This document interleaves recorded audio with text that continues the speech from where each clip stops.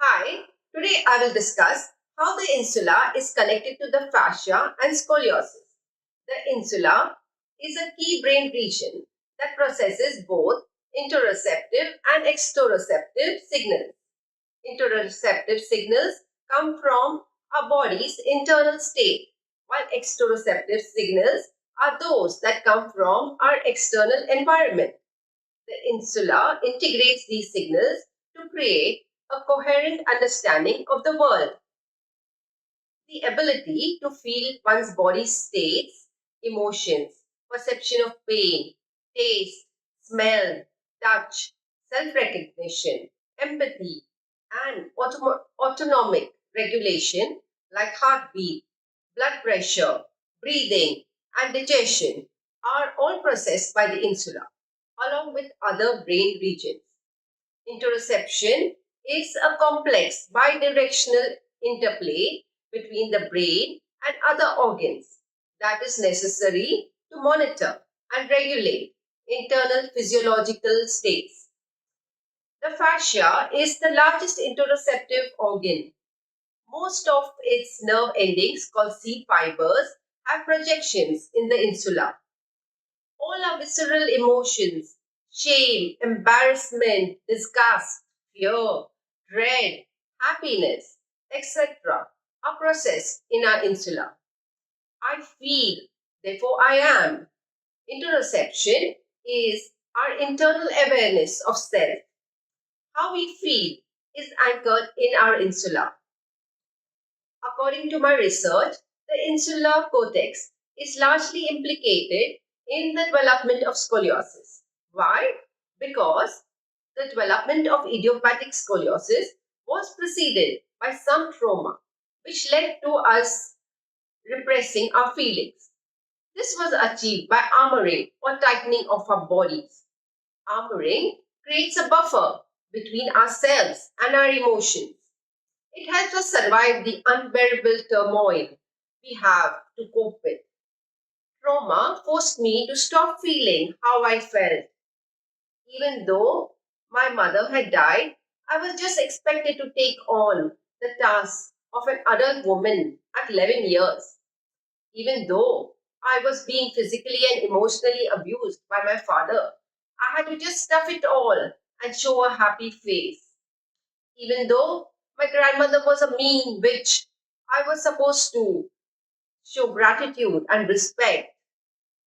The pain and hurt were too much. It felt too uncomfortable to feel that I stopped feeling. I did this by unconsciously holding my breath. Gradually, as we grow up, we become adept at repressing our feelings by reflexively holding our breath. Whenever there is a sudden and unexpected sense of threat, our diaphragm freezes instinctively. You tense your body and hold your breath, bracing for the attack. Over time, your brain is stuck in hypervigilance, scanning for potential threats that it essentially disconnects from accurately registering the body's physical sensations. You stop being aware of things like muscle tension, fatigue, or even pain, thus creating a disconnect between your mind and body.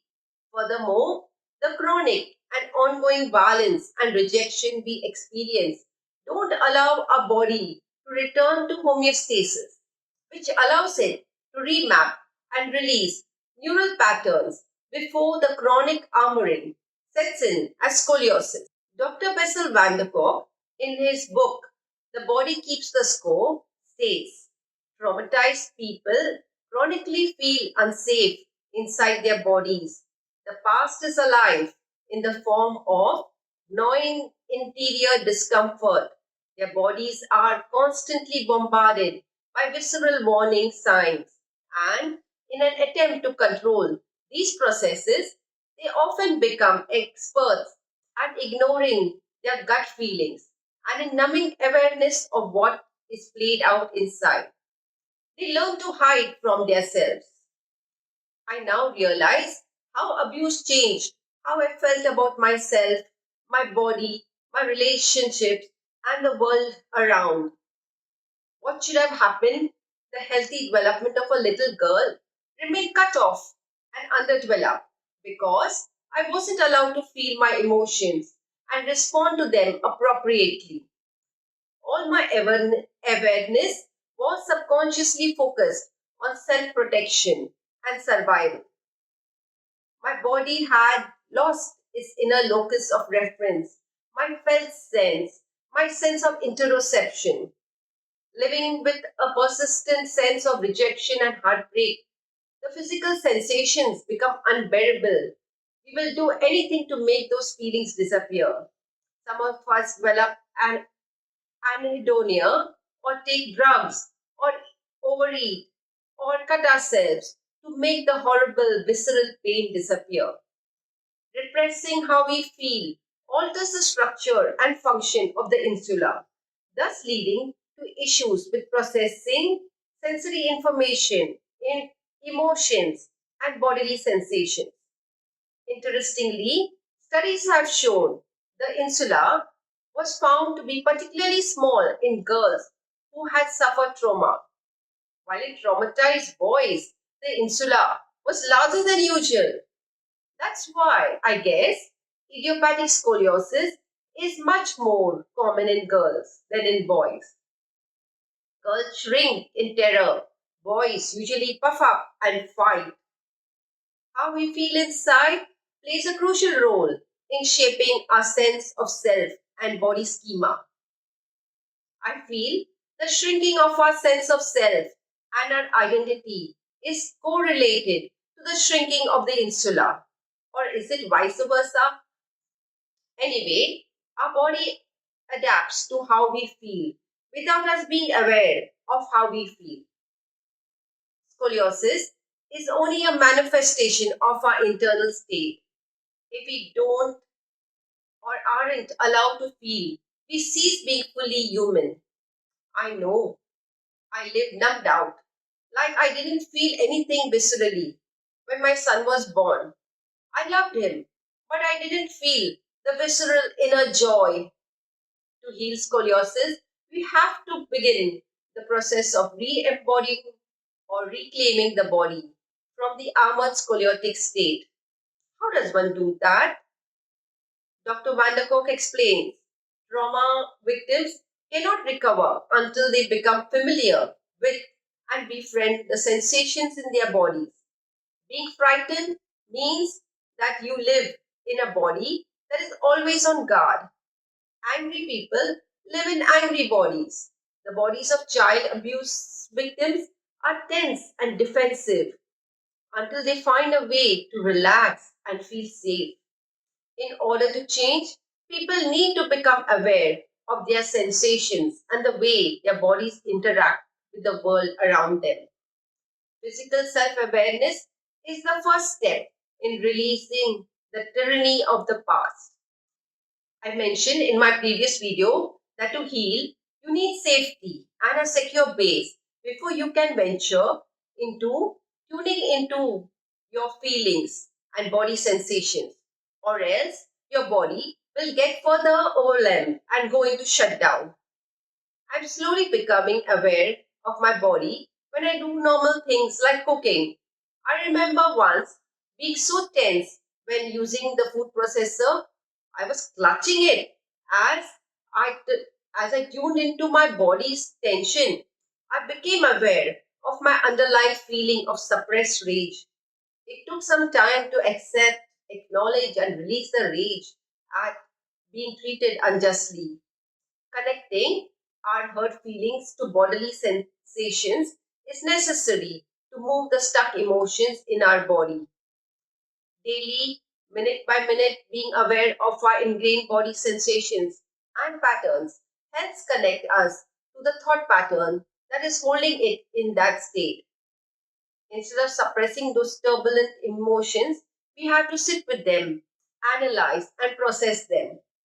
It takes self awareness to tune in to our ability to perceive and understand our body's interoceptive messages. Without clearly feeling internal sensations, figuring our emotions will be difficult, thus leading to challenges in identifying and dealing with exactly what we are feeling. Sit back and close your eyes. What do you feel inside your body? Is your heart beating fast or slow? Are you breathing deeply or shallowly? Are your muscles tense or loose? How does your stomach feel? What is making you feel like this? Since the insula is connected to our emotions, we have to practice being aware of our body sensations when we are angry or when we are sad and expressing those feelings in a safe setting. My go to release method has been sticking out my tongue like children do, or showing my finger to the numerous assholes who harmed me in my childhood, or pretend vomiting them out of my system. EFT tapping has been very effective in moving the stuck emotions. Once the emotions is released, the thought pattern changes. In fact, sometimes after doing some tapping, I forget what was making me so distressed. Yoga is supposed to be a great way to improve your mind body connection. However, it hasn't worked for me. My body moves, but my mind is elsewhere. To improve our interoception, we have to rebuild our insula's capacity to feel again. Since the insula is the neural hub involved in processing our sense of smell, taste, hearing, vestibular sense, and our emotional salience network. Tweaking any one area can change and revive our insula. Baking is a great way to revive the insula.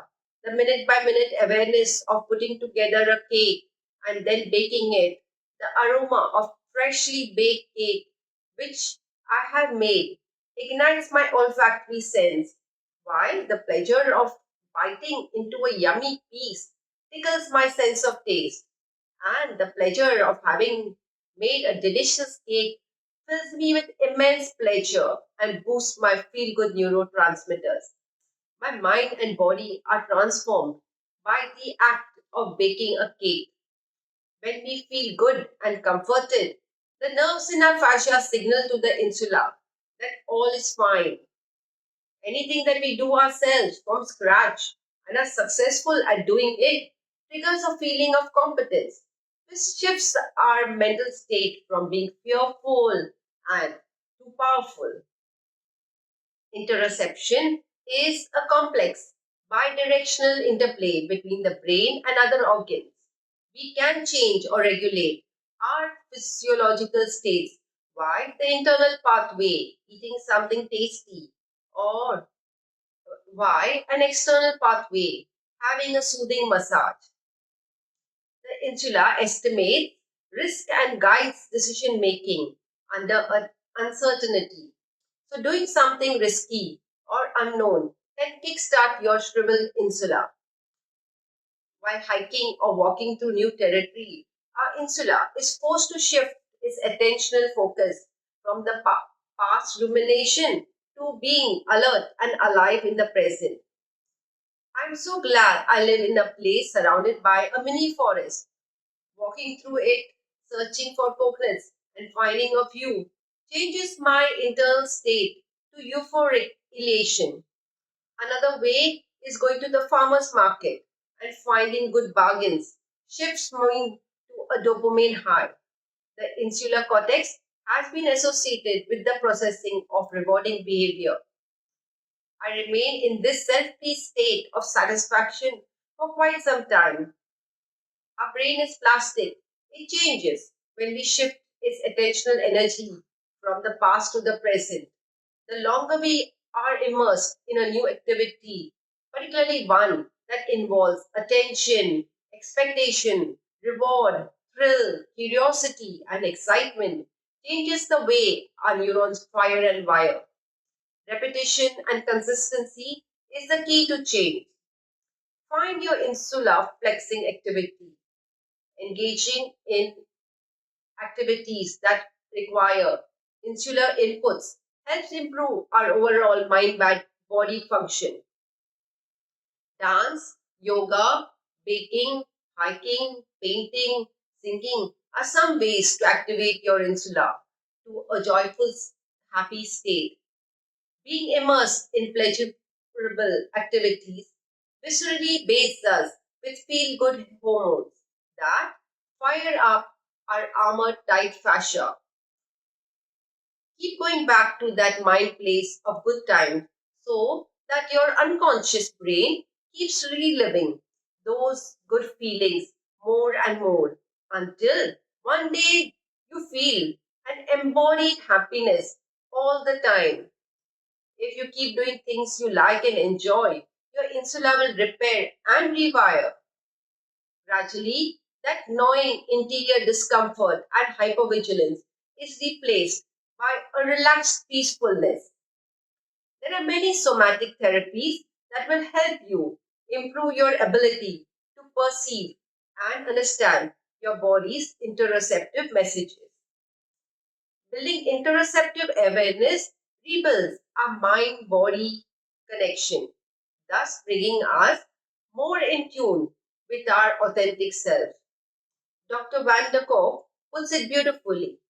Beneath the surface of the protective parts of trauma survivors, there exists an undamaged essence, a self that is confident, curious, and calm, a self that has been sheltered from destruction by the various protectors that have emerged in their efforts to ensure survival. Once those protectors trust that it is safe to separate, the self will spontaneously emerge.